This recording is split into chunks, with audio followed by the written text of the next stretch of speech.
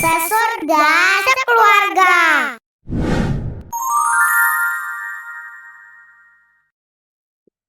Bismillahirrahmanirrahim. Salatu wassalamu ala Rasulillah. Assalamualaikum warahmatullahi wabarakatuh. Waalaikumsalam warahmatullahi wabarakatuh. Innalhamdulillah nahmaduhu wa nasta'inuhu wa nastaghfiruh wa na'udzu billahi min syururi anfusina wa min sayyiati a'malina. May yahdihillahu fala mudilla lahu wa may yudlil falan tajida lahu waliyyan mursyida. Asyhadu an la ilaha illallah wahdahu la syarika lah wa asyhadu anna Muhammadan abduhu wa rasuluhu la nabi wa rasulullah ba'da. Allahumma shalli wa sallim wa barik ala nabiyyina Muhammadin wa ala alihi wa sahbihi wa mawala wa la hawla wa la quwata illa billah amma ba'd. Bapak Ibu yang dimana Allah SWT, sahabat MKI dimanapun berada, kita menghadirkan kesyukuran kepada Allah Taala, di mana Allah SWT menghadirkan begitu banyak nikmat kepada kita yang ketika kita menghitungnya maka kita tidak akan pernah sanggup. Maka dalam berbagai konteks kita melakukan penyempurnaan terhadap pendidikan yang kita lakukan terhadap keluarga, maka setiap orang dalam anggota keluarga itu menjadi punya tanggung jawab yang sama ketika bicara tentang bagaimana menyempurnakan pendidikan. Kita tahu bahwa setiap kepala rumah tangga, ayah akan menjadi bagian yang paling bertanggung jawab terhadap pendidikan keluarga. Seperti yang pernah kita bahas beberapa pertemuan, bahwa misi daripada satu keluarga harus disetarakan, sehingga tidak hanya kepala keluarga tetapi juga seluruh anggotanya kemudian punya beban yang sama. Maka ketika seorang ayah sudah punya visi, maka dia akan menentukan bagaimana pendidikan keluarga. Ketika dia tidak sempat memberikan satu visi kepada keluarganya, maka ada tanggung jawab yang kedua yang diemban oleh para istri atau ibu rumah tangga. Karena bagaimanapun juga ketika bicara tentang satu keluarga yang utuh, itu menjadi bagian yang istri berperan juga sangat penting. Terlepas daripada masalah, mungkin suami tidak fokus kepada pendidikan keluarga, maka kita sebagai istri, kita harus mampu menghadirkan alternatif-alternatif atau berikan pandangan-pandangan atau ide-ide kepada pasangan kita sehingga suami tetap menjadi pemutus kebijakan. Misalnya kita ingin menyempurnakan bahwa anak kita di pesantren atau tidak, anak kita ngaji di TPA tiap sore atau tidak, dan seterusnya. Itu ada satu konsesi yang dibuat oleh kita dan keluarga secara bersama, yakni yang kita akan sama-sama tempuh perjalanannya. Memang tidak akan pernah bisa sempurna karena bagaimanapun pendidikan keluarga adalah bagian yang setiap kita harus memahami bahwa ada bagian yang terpenting yang ketika kita menjalankan satu proses bimbingan yang dilakukan dalam keluarga. Ini kan tujuannya untuk membentuk anak yang berakhlak mulia dan punya kontribusi positif bagi masyarakat. Maka seperti yang pernah kita bahas bahwa ada beberapa tahapan ketika masih mumayyiz seperti apa perlakuannya, mukallaf seperti apa perlakuannya. Begitu juga ketika mereka sudah mulai lepas tanggung jawab dari kita, ketika mendirikan rumah tangga, ketika mereka juga sudah punya keluarga sendiri, dan seterusnya. Maka ini kita semua harus menyadari bahwa pendidikan keluarga dalam Islam ini merupakan pendidikan pertama dan utama. Jadi kalau ingin membentuk anak yang bertakwa, berakhlak mulia, kita harus persiapkan anak untuk kehidupan dunia dan akhirat, menumbuhkan jiwa menuntut ilmu, dan memupuk solidaritas. Karena, harus kita munculkan juga bahwa di antara, anak-anak kita itu harus punya, pemahaman tentang bahwa dia harus juga berperan. Jangan kemudian sebagai orang tua memberikan pemaksaan atau dogmatis kepada keluarga sehingga mereka bisa mati inisiatif. Karena setiap kali punya ide, "Ah, nggak gini, ah, nggak gitu, mestinya gini," dan seterusnya. Jadi, ada kala di mana kita memainkan peran sebagai orang yang seolah ingin meminta pertimbangan kepada keluarga. Padahal sebetulnya kita sudah punya visi ya, kita sudah punya ketetapan tentang apa yang akan kita jalankan. Tetapi ini lebih kepada membuka ruang komunikasi di keluarga. Maka ketika kita tahu bahwa beberapa metode pendidikan dalam Islam itu diantaranya adalah ada metode keteladanan, ya, metode keteladanan. Dan ini menjadi bagian yang menjadi sangat luar biasa.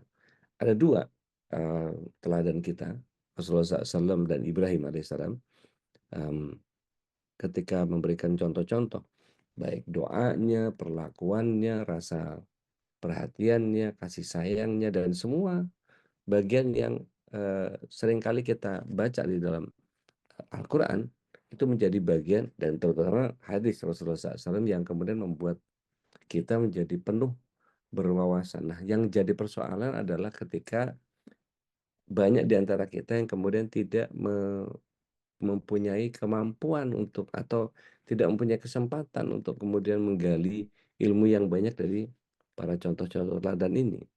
Sedangkan ketika kita baca Al-Quran kan lebih banyak kisah daripada pembelajarannya. Tetapi pembelajaran tidak hanya melulu dari apa yang Allah SWT perintahkan, apa yang Allah SWT minta kita menjauhi, tetapi ketika dikisahkan seperti ini dan seterusnya, kita menjadi orang yang harus mampu menghadirkan kepekaan terhadap apa yang Allah SWT ingin hadirkan kepada kita. Begitu juga dengan metode kasih sayang, yang kita tahu bahwa ketika Rasulullah SAW diperlakukan tidak baik oleh begitu banyak orang, tetapi beliau tetap berkasih sayang karena beliau hadirkan, rahmat, yang menjadi sangat luar biasa. Ini al-afu, karena kelelahan mungkin karena sore sempat exercise dulu jadi, tenaganya habis di sore tadi. Nah, kemudian metode yang berikutnya adalah metode memberikan ganjaran. Ganjaran itu dalam pengertian ya, eee, apa istilahnya, eee, reward and punishment.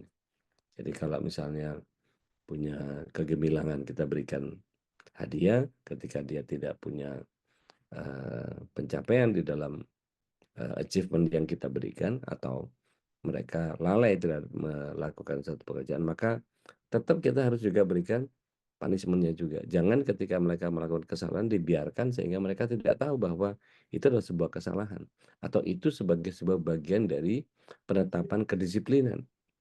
Maka ketidakkonsistenan kita sebagai orang tua dalam menjaga, istiqomah di dalam pembelajaran itu kemudian membuat mereka menjadi seringkali menggampangkan urusan yang kita paham bahwa, oh ini kan, kalau kita perhatikan anak-anak sekarang mereka tidak terlalu peduli dengan, apa yang harus dilakukan dan seterusnya karena patokannya adalah sosmed.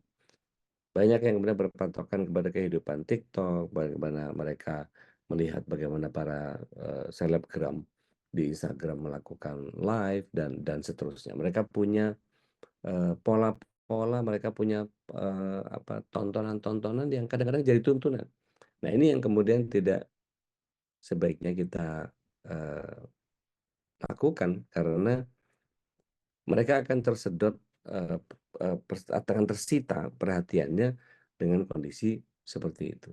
Nah, alangkah baiknya kalau kemudian kita, eee, mulai masuk dalam konteks nasihat. Ada dulu seorang psikolog, mereka mengajarkan kepada kita ketika kita marah, itu harus ada, istilahnya 1 minute explanation.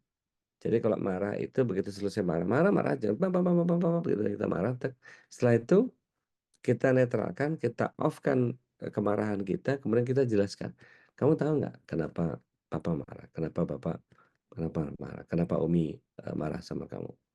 Kamu tahu nggak, ini awalnya begini, akan jadi begini, maka jika ceroboh hasilnya seperti ini, tapi kalau berhati-hati maka kita akan dapatkan seperti ini." Sehingga mereka tahu konsep, berpikir secara konstruktifnya.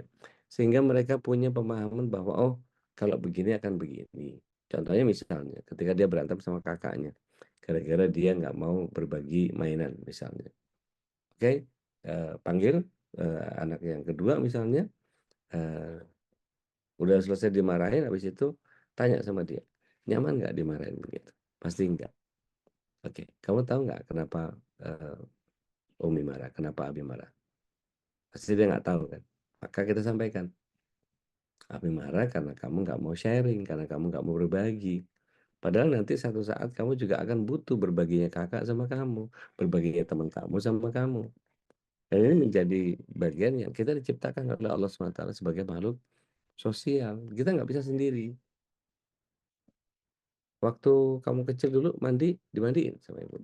Nanti ketika kita wafat, dimandikan sama orang, nggak bisa sendiri. Maka kita harus mulai berbagi kepada orang lain, sehingga mereka juga punya rasa kasih terhadap kita. Maka munculkan bagian-bagian yang kalau sama kakak begini, kalau sama ini begini, sama dan seterusnya. Itu pola-pola nasihat yang kemudian kita harus sering lakukan. Kemudian kita berikan keteladanan ketika misalnya kita ajak anak kita ke satu tempat supermarket misalnya, ada receh, berikan kepada mereka sebanyak kotak infak yang ada di situ, ada 3 atau 4, berikan dia uang receh untuk punya kebiasaan berbagi. Sehingga setiap kali datang ke supermarket, dia akan punya kebiasaan untuk berbagi dan ini menjadi sangat luar biasa. Nah, belum lagi bagaimana, eee, menjaga anak untuk tidak membuang sampah sembarangan misalnya. Atau ketika masuk ke satu, tempat perbelanjaan dan kita berikan kode keras bahwa hanya boleh yang berlabel halal misalnya.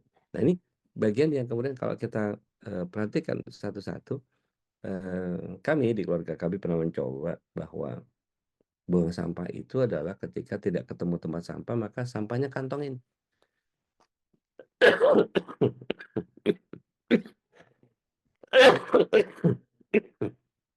Afwan. Sampahnya kantongin, begitu ketemu tempat sampah maka baru dibuang. Dan ini terjadi pada, anak kami.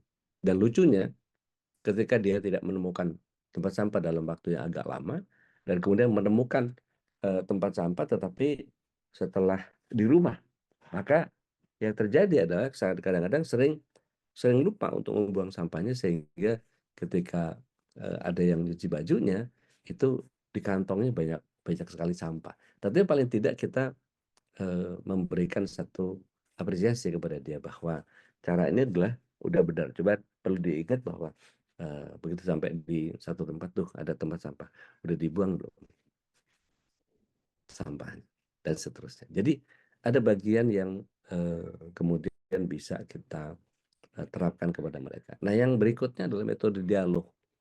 Dialog ini bagian yang kemudian setiap orang memang harus dikembangkan, eee, proses metodologi komunikasinya. Karena saya temukan beberapa keluarga ketika mereka tidak mampu menghadirkan komunikasi, maka menjadi sangat luar biasa. Banyak prasangka, banyak imajinasi yang kadang-kadang menjadi buruk, yang kadang-kadang menjadi rusak gara-gara satu perbuatan yang kita lakukan dan kemudian itu menjadi, stamping di anak kita. "Loh kok bapak saya begitu sama ibu saya? Loh kok kakak sama ibu begitu? Loh kok," dan seterusnya. Sehingga ketika mereka melihat keteladanannya seperti itu, maka kalau dialognya tidak tereksplor, tidak terkomunikasikan, maka sering kalau kita, tanya sama anak kita, "Gimana, senang tadi sekolahnya?" Jangan ditanya, "Punya PR apa? Udah dikerjain belum?" Jangan diberikan beban, dibuat senang dulu dia dengan situasi. "Yang kamu paling senang hari ini apa?" "Oh tadi itu ini, itu apa," segala macam. Sehingga ketika muncul, apa namanya, data yang pernah dia rasakan secara empirik itu kemudian tersampaikan dengan sangat baik, maka ini menjadi bagian yang melatih dia untuk menyampaikan gagasan. Jadi ibarat kalau kita kemudian belajar di, eee, SD, SMP, SMA itu kemampuannya adalah kemampuan dasar, tapi ketika di, perkuliahan itu kan kemampuan menyusun gagasan, kemudian, kemampuan menyampaikan, ide dan seterusnya. Sehingga, eee, punya pola yang kemudian setidaknya begini, SD, SMP, SMA itu setidaknya kita coba bisa berlatih.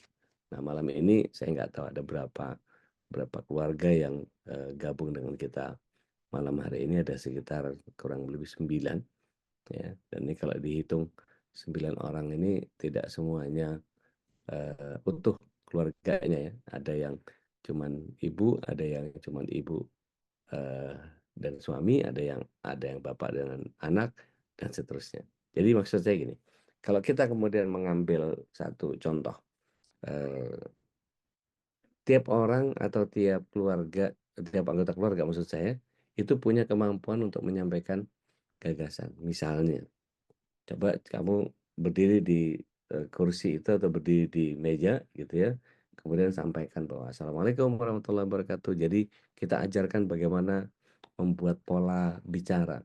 Pertama salam, baca basmalahnya di awal, salam, habis itu baca asyhadat, baca sholawat gitu, jangan lupa hamdalahnya dan seterusnya. Jadi ketika ngurut itu gitu ya. Jadi sederhana saja, alhamdulillah, sholatu wassalamu ala Rasulillah, ada yang lebih ringkas lagi, ba'da tahmid wa sholawat, gitu. Sehingga ketika kita ajarkan kepada mereka, pada saat mereka diminta untuk memimpin sesuatu, menyampaikan sesuatu, presentasi sesuatu, baik dari SD, SMP, SMA, dia akan punya kebiasaan untuk kemudian memunculkan, eee, apa namanya, memaparkan sesuatu sehingga dia tahu betul yang disampaikan seperti apa, dan ini mesti butuh butuh latihan. Misalnya tulis gitu ya, tulis. Setiap kita pegang kertas nih, saya nggak tahu nih, Bapak Ibu berkenan nggak nih ambil ambil kertas semuanya gitu ya, atau di HP-nya nggak apa-apa deh, gitu ya. Ambil HP-nya, kemudian kita buat, pertama bismillah, dalam hati boleh, gitu ya, diucapkan boleh, kemudian salam. Setelah salam kemudian, eee, syahadat, setelah syahadat itu hamdalah, setelah hamdalah kemudian, eee, sholawat. Baru itu kemudian sampaikan paparannya. Mungkin kalau anak-anak bisa disampaikan, dia namanya siapa, sekolah di mana, anak keberapa, anak dari siapa, tinggalnya di mana, maka ketika itu disampaikan, maka penutupnya adalah, "Terima kasih." Gitu, dan secara mujamalahnya atau basa-basinya, biasakan untuk kemudian menyampaikan, "Mohon maaf jika ada kesalahan," maka tutup dengan sesuatu yang kemudian kita kita ajarkan. Misalnya pakai pantun, misalnya pakai, kata-kata mutiara, atau ambil quotes dari hadis atau dari ayat, dan kemudian baru tutup dengan, "Billahi taufiq wal hidayah. Assalamualaikum warahmatullahi wabarakatuh." Nah, itu bagian yang kemudian kalau kita mau coba malam ini, saya nggak tahu nih siapa yang berkenan nih, Mbak Fauzana, Mbak Dina, Bu Teh Nadia, Bu Dwi, Bude Darmi, Mas Selo, eee, oh enggak ya, Mas Selo nggak mau, heeh, Mbak Nunu mau nyoba, Mas Dedi mau nyoba, Bu Wulan gitu ya, Mbak, apa, Mbak Yani gitu ya. Nah, kalau kita mau coba gitu ya, dari mulai urutan itu membiasakan diri untuk kita menyampaikan atau memaparkan sesuatu. Mungkin buat para para pembicara seperti, eee, Mas Selo, saya gitu, mungkin sudah sangat terbiasa gitu ya, menyampaikan dengan urutan yang seperti itu. Nah, kalau misalnya secara spontan diurut, kita ingat-ingat tuh. Jadi menyampaikan sesuatu itu, kita mesti salam dulu gitu ya, kemudian hamdalah, syahadat, sholawat, baru setelah itu sampaikan nama, tinggal di mana, dan seterusnya. Mungkin untuk malam hari ini kita bisa, sampaikan, kemudian, eee, lagi Xinjiang, eee, Mas Selo sama, eee, Chihao. Oke, ketika mencoba untuk itu, maka silakan dicobakan kepada anak-anak kita. dicobakan kepada keluarga kita. Jadi, biarkan dia naik panggung sebentar gitu ya. Mungkin agak canggung karena di depan kita, tapi kalau kita biasakan seperti itu nanti lama-lama mereka biasa jadi MC gampang, jadi ketua kelas gampang, jadi narasumber gampang. Ketika mereka menyampaikan gagasan atau mempresentasikan sebuah proyek menjadi mudah dan seterusnya. Itu bagian yang kemudian kita perlukan pembiasaan-pembiasaan. Nah, kira-kira siapa yang mau, coba? Alisya, eee, Aira, eee, berkenan nggak kalau disuruh, baca tuh? Setidaknya, eee, melatih gitu, atau memang sudah terbiasa nggak tahu juga? Bu, Mau coba? sudah Bu, Oh sudah sudah Bu. bobo, Masya Allah, ya udah jam segini ya, 20.31. Nggak tahu di tempat Ibu Dwi mungkin, kalau di tempatnya Teh Nadia nggak bakal ya, nggak bakal bisa. Nanti celemotan semua itu. Nah, dari Budi Darmi mungkin, atau dari Iya, yang lain? Mangga. maksudnya urutan apa Ustadz? Yang tadi Jadi mulai baca memperkenalkan diri, memperkenalkan diri. nama, anak keberapa, setelah itu tinggal di Hmm. mana, atau dia punya kepengen menyampaikan apa, menyampaikan kesan ikut pengajian, atau bisa menyampaikan satu, apa namanya, apa yang dia ingin sampaikan, nggak apa-apa. Melatih untuk melakukan pembicaraan itu. Silahkan jagoannya kalau mau. Kebetulan anak Lagi saya lagi keluar. iya, ada Oh, Masya. tidur, udah tidur Ustadz anak saya. Oh, Masya Allah, Masya Allah. Ada yang Udah berkenan tidur. mungkin di sini, Bu Dwi, jagoan-jagoannya masih. Oh, Padahal kalau Zen mau tapi nggak pegang headset. Jadi HP-nya nggak bisa. Oh, Masya Allah, kendala teknis. Ada yang, iya, capean, Masya Allah. Iya, jamnya nggak pas. Tapi maksud saya gini, siapapun lah ya, kita coba di rumah itu untuk menyampaikan. Misalnya Mbak Yani kan putrinya ada di sini gitu ya. Jadi coba untuk melatih itu. Pokoknya setiap kali ketemu ngobrolnya begitu, setiap kali ketemu ngobrolnya begitu. Lama-lama kan jadi kebiasaan. Nah, ketika jadi kebiasaan, maka satu saat dia dibutuhkan sebagai, apa, sebagai entah itu sebagai narasumber, entah itu sebagai, apa namanya, pembawa acara atau pembuka dan penutup gitu. Karena dulu waktu awal-awal saya belajar itu, saya sering dapat gelar SPD. Ya, spesialis pembaca doa. kalau saya itu Jadi spesies MC. ngomong jujur. Jadi ketika kita pahami hal-hal yang seperti itu, kita nanti akan terbiasa menyampaikan apapun yang kita, akan sampaikan dalam kondisi seperti apapun.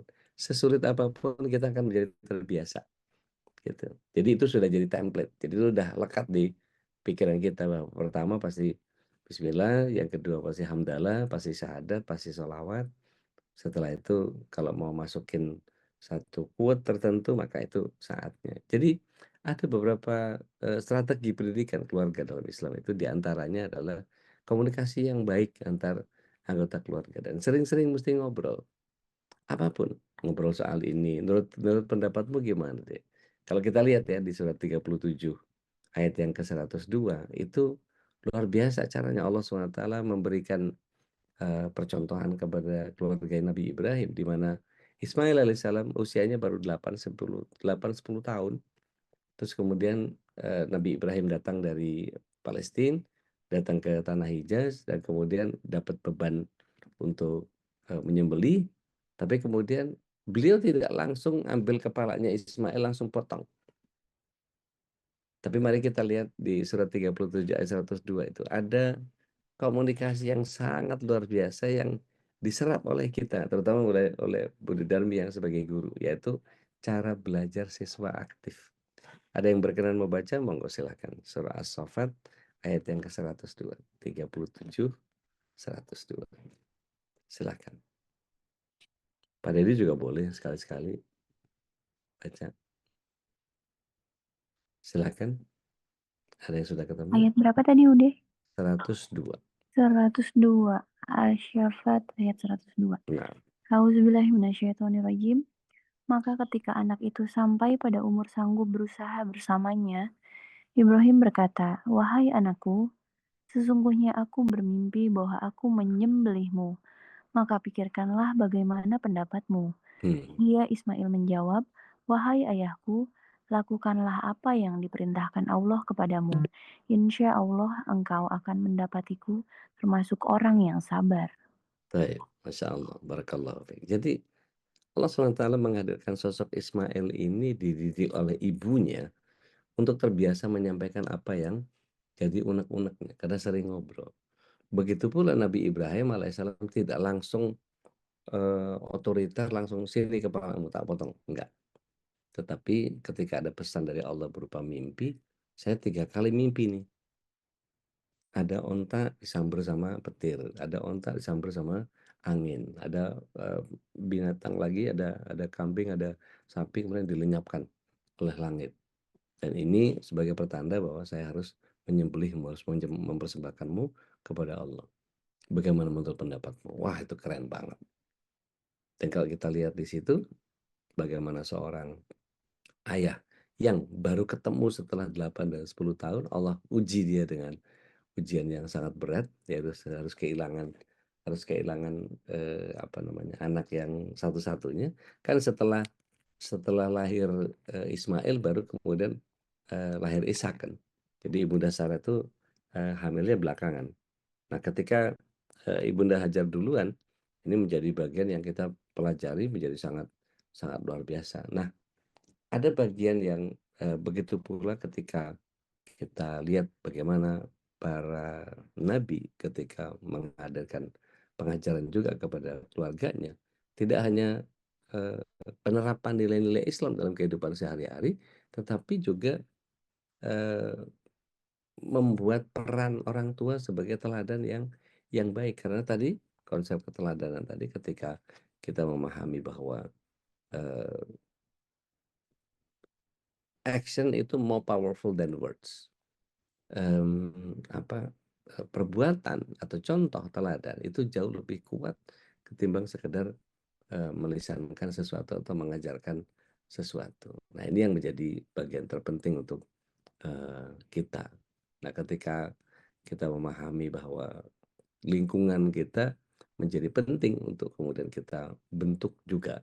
Jadi tidak hanya keluarga kecil kita, tetapi keluarga satu RT, satu RW, satu lingkungan kita, satu desa kalau perlu, kita yang menginisiasi mereka untuk melakukan melakukan seperti itu. Jadi jika diperlukan nih, MKI bikin, apa namanya, bikin pelatihan gratis misalnya. Kita berlatih public speaking misalnya.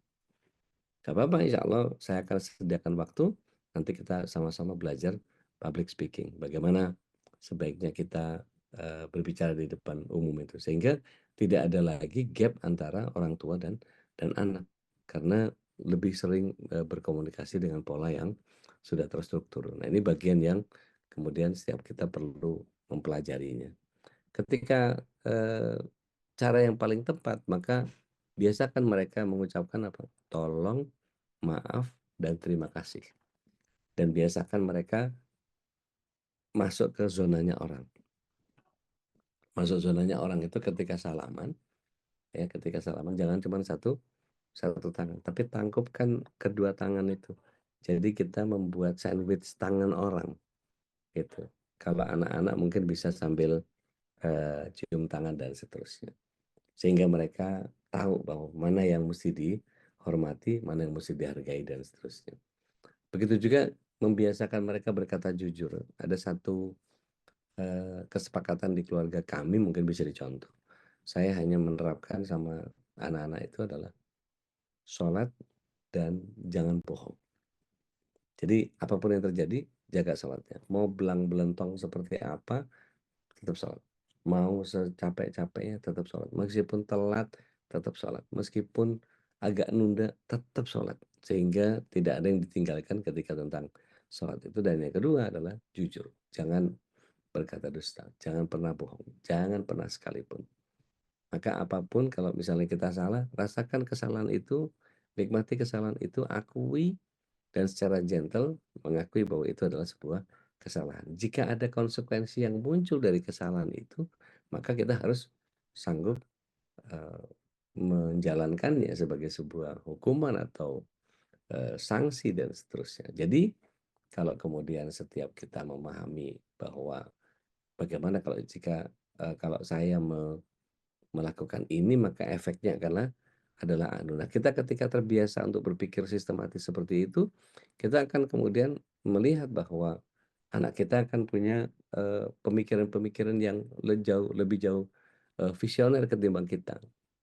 Nah, kemudian biasakan suka memberi. Kalau misalnya banyak keluarga yang kemudian apa namanya, memberikan hadiah terlalu banyak buat buat anaknya. Artinya, disuruh beri hadiah tapi kemudian berlebihan.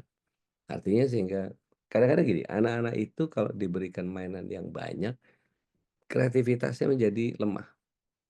Karena dia berusaha untuk mengeksplor apa yang ada. Karena apa yang ada ini kebanyakan dan kemudian fungsinya mungkin tidak terlalu banyak bisa dieksplor. Misalnya gini, mainan-mainan seperti Lego, mainan-mainan seperti, susun-susun balok, bikin apa namanya, susunan entah itu magnet, entah itu plastik, entah apapun gitu ya, sehingga membentuk satu bangunan yang konstruktif, itu daya khayalnya menjadi sangat kuat ketimbang para, anak-anak pria atau cucu-cucu pria kita dibeliin mobil-mobilan yang banyak gitu. Sehingga dia sangat ahli tentang mobil dan kemudian jiwanya adalah, "Pokoknya saya kalau lepas SMA saya harus punya mobil." Sehingga itu bagian yang membuat dia yang dipikirkan hanya mobil saja, tanpa berpikir tentang akhirat yang harus dia pikirkan. Bagaimana kalau mobil itu tidak terlalu banyak kita berikan, tapi setiap kali melakukan satu prestasi, maka kita berikan, hadiahnya. Dan kemudian kita ajarkan, ini adalah benda yang kemudian ketika kita belanja ini, kalau cuma mainan mungkin nggak terlalu mahal. Tapi kalau sampai harga aslinya itu sekian M, sekian ratus juta, maka yang terjadi adalah pada tahun berikutnya dia akan mengalami penurunan atau depresiasi harga. Maka sebagai sebuah nilai investasi mobil nggak pas, nggak cocok untuk masa depan. Karena kalau sudah bekas mungkin 5 tahun, 10 tahun, maka harganya pasti pasti akan turun. Sementara nilai ekonomisnya kita sudah mulai habis memakainya. Begitu juga dengan mainan-mainan di perempuan itu ada boneka. Kadang-kadang saya melihat ada anak-anak yang punya ruang boneka sendiri satu satu kamar khusus isinya boneka semua. Saya pernah datang ke satu rumah yang ya memang kalau dihitung dari kekayaan, kaya banget lah ya. Tapi kemudian menyediakan satu kamar penuh dengan Barbie, berikut rumah-rumahannya, mobil-mobilannya, halamannya, tamannya, apa segala macam dan seterusnya. Itu sampai punya satu blok sendiri khusus untuk mainan anak-anaknya. Dan itu kalau datang ke belakang tempat mereka main itu Masya Allah. Ada satu lapangan besar, ada pekarangan besar begitu, yang kemudian mainan apa saja ada di situ. Kalau ada yang tahu mainan apa namanya, ketangkasan gitu ya seperti dingdong yang apa ada mejanya pencet-pencet gitu. Itu ada di situ, ada beberapa. Ada yang kalau misalnya ketangkasan seperti lempar bola, eh, tembak air atau apalah banyak yang kita bisa mensimulasi cara berpikir anak menentukan strategi. Tapi kalau udah main game digital itu sudah biasanya destruksi, kalau nggak tembak-tembakan berantem. Kalau nggak berantem ngelawan musuh dan seterusnya. Dan itu punya jiwa untuk menghabisi orang lain. Nanti akan berbalik kepada kita. Ya. Jenis-jenis mainan yang tidak kita pilih tadi memukul balik ke kita. Entah itu kita yang dilawan gitu, atau dia punya ide untuk menghabisi adiknya dengan cara lewat mainan yang dia lihat. Bapak-Ibu bisa bayangkan anak umur 4 tahun bisa lempar remote ke kakaknya, itu kok bisa ya? Padahal nggak diajarin aneh-aneh. Ternyata yang ditonton adalah Tom and Jerry. Nah, Tom and Jerry itu kan kita lihat ya, nggak berantem, itu berantem terus.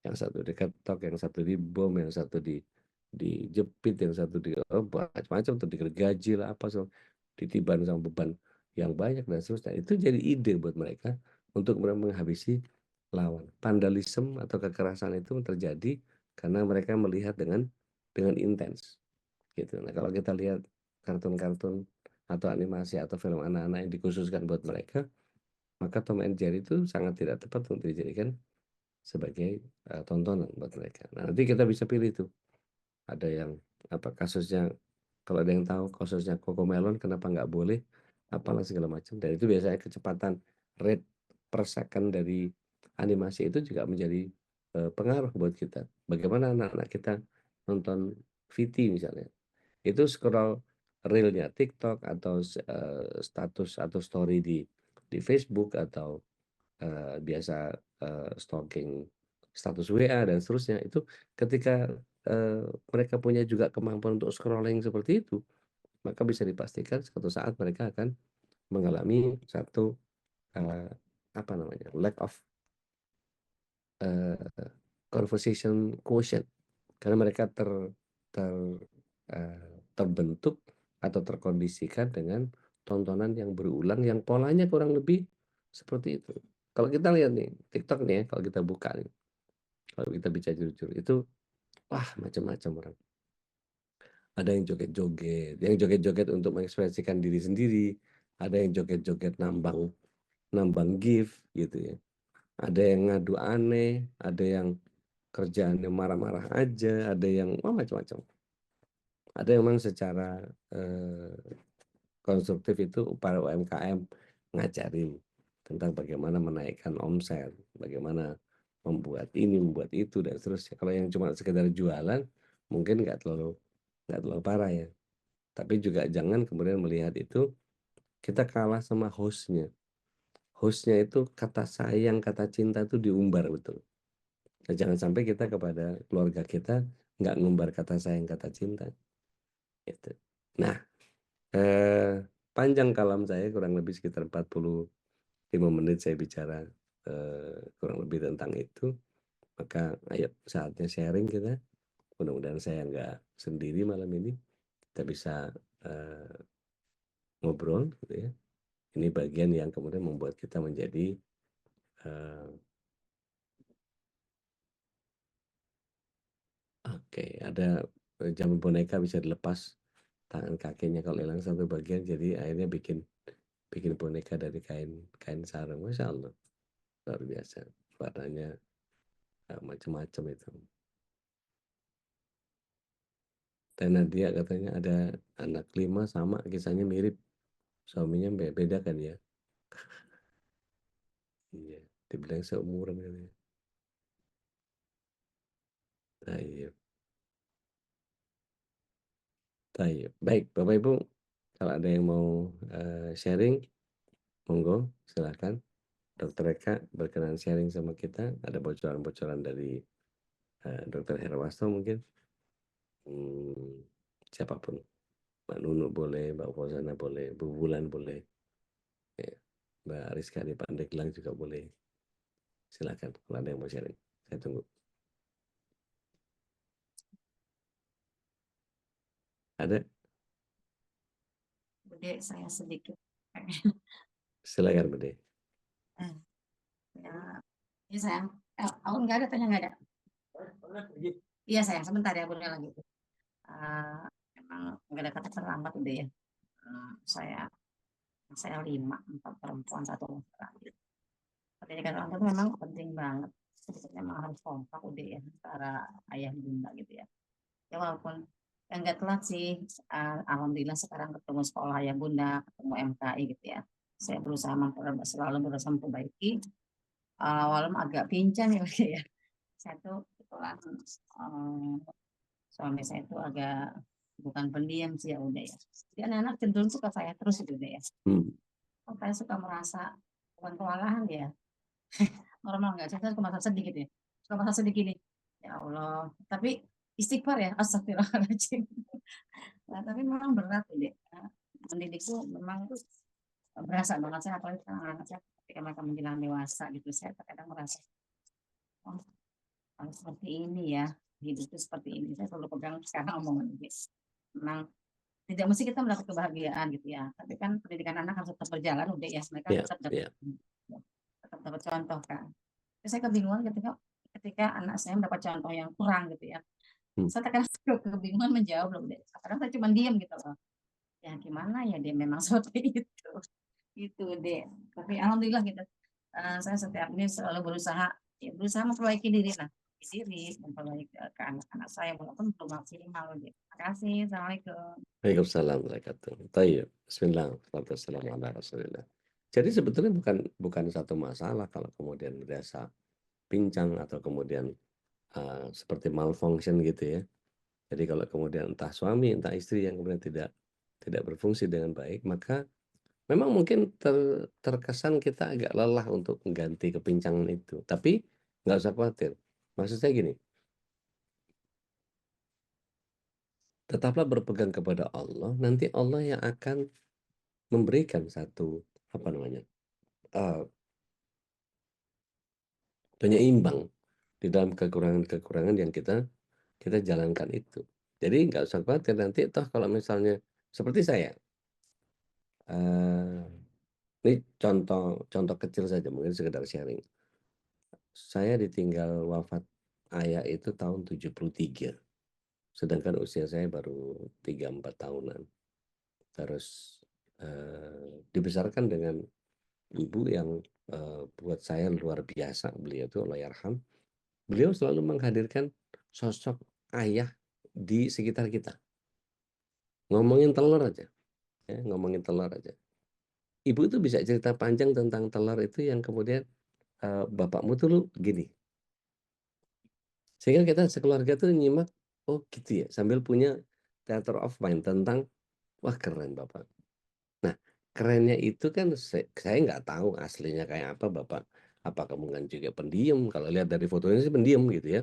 Kalau lihat beberapa fotonya itu pendiam pendiam banget fotonya ya. Tapi iyalah di mana-mana foto pendiam ya.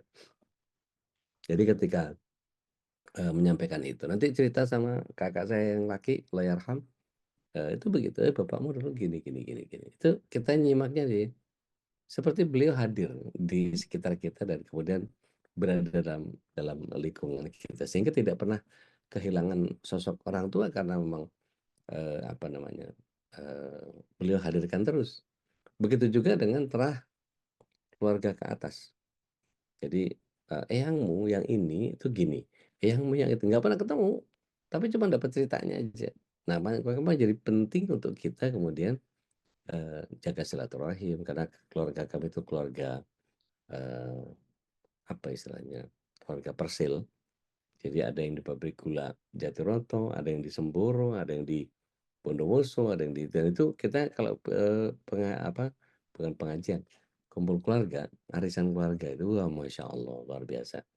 Kita punya pengalaman yang sangat luar biasa, dikenalin satu-satu, ini anaknya ini anaknya ini anaknya ini sekarang udah, segini apa segala macam dan sekarang habis karena, budaya orang tua yang begitu nggak lagi dikembangkan, tetapi menjadi pesan yang sangat memorable buat saya, bahwa saya harus lakukan itu juga kepada keluarga. Sehingga ketika saya ngobrol sama anak-anak, itu saya sampaikan bahwa ini dulu tuh keluarga papa tuh gini gini gini gini, eyangmu dulu itu begini. Dan kita sering gitu kan, kemudian, kita coba main ke tempatnya, Bude Anu ya, untuk mendengarkan kisah-kisah tentang macam-macam itu. Sehingga kita tergali tidak hanya kekuatan, apa namanya, silaturahimnya saja, tetapi punya kenangan-kenangan manis tentang berbagai banyak hal dan saya tahu betul mereka, pasti menghadirkan kekurangan-kekurangan juga, tapi nggak pernah diekspos, nggak pernah disampaikan di keluarga. Monggo Mas Yalo kalau mau sharing juga, udah open mic soalnya. Oh enggak, kepencet berarti. Baik, eee, oh lagi nyetir, thayyib.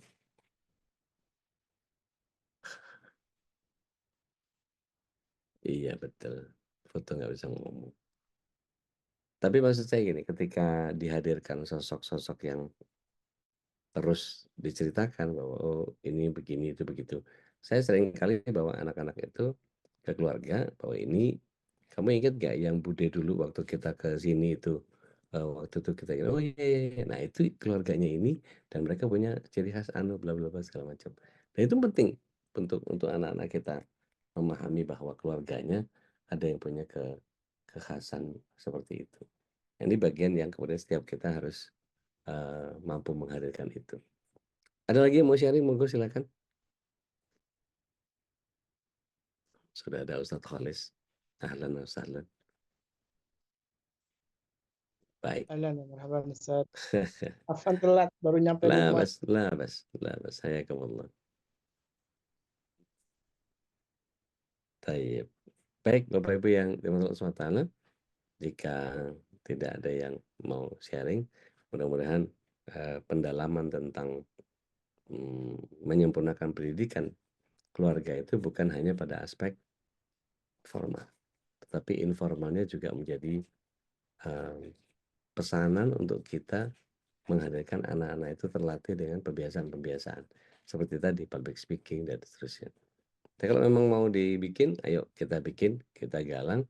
Siapa yang mau belajar public speaking, nanti geser lagi ke ayah bunda mendongeng, kemudian dan seterusnya. Itu kita nanti bisa perlebar dari bagian per bagian. Tapi dasarnya dulu, berikan kesempatan mereka untuk bicara, latih mereka untuk membiasakan secara terstruktur bagaimana pola penyampaian satu gagasan dan seterusnya, itu menjadi insya Allah sangat luar biasa. Dari mulai nanti nyatet, bikin skrip ya, bikin naskah untuk disampaikan gitu ya, sampai kemudian dia berani lepas skrip karena konsepnya ada di kepala kita. Nah, mungkin ini dulu yang bisa saya sampaikan pada kesempatan malam yang luar biasa ini. Mudah-mudahan Allah ridho atas apa yang kita sharing pada malam hari ini. Kita sudahi dengan kafarat majelis. Subhanaka Allahumma bihamdik, asyhadu an la ilaha illa anta astaghfiruka wa atubu ilaik. Alaikum warahmatullahi wabarakatuh. Bila bisa bil haq, akhir da'wana alhamdulillahi rabbil alamin. Dan kita insya Allah terus mencanangkan alarm MKI tahajud, dan kita sepakati bahwa kita akan meneruskan kebaikan-kebaikan yang lain berkait sama apa yang kita kerjakan ini. Nah, jadi yang terbaik, lakukan terbaik biar Allah mengerjakan sisanya. Have a nice weekend. Sincia buat yang ngerayain, buat Jihao ya. Dan kita sama-sama sudahi malam hari ini. Hadallahu iyyakum ajma'in. Aku qauli hada, astaghfirullah li wa lakum. Assalamualaikum warahmatullahi wabarakatuh. Waalaikumsalam warahmatullahi wabarakatuh. Waalaikumsalam warahmatullahi wabarakatuh, Dek. Tim MKI yang